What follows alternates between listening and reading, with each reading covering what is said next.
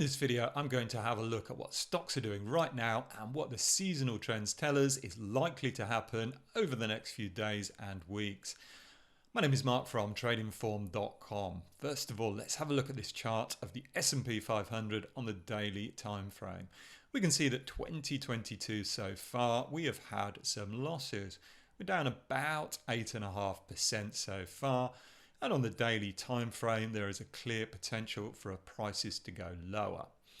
But if we have a look here at this chart, we can see that statistically this week, the 8th week of the year, is one of the weakest weeks of the year in terms of close-to-close gains. And we can see that again if we look at the typical weekly price. This is over the last 2 decades on the weekly time frame.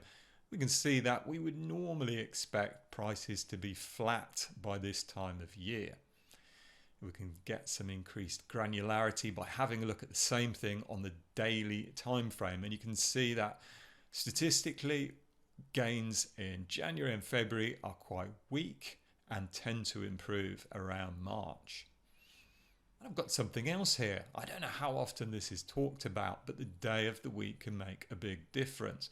We can see here on this chart that Tuesdays, Wednesdays and Thursdays are statistically the strongest days of the week for stocks, and Mondays and in particular Fridays are the weakest. We know that Tuesdays is often a day where we can see stocks shaking off the weekend, selling pressure and starting to improve again. So if we do have any further selling over this weekend on Friday or Monday, we can look for Tuesdays to see an improvement in that situation. My name is Mark from tradinginformed.com, and if you want more analysis of the financial markets and in particular how to analyze and backtest your trading strategies, go to tradinginformed.com.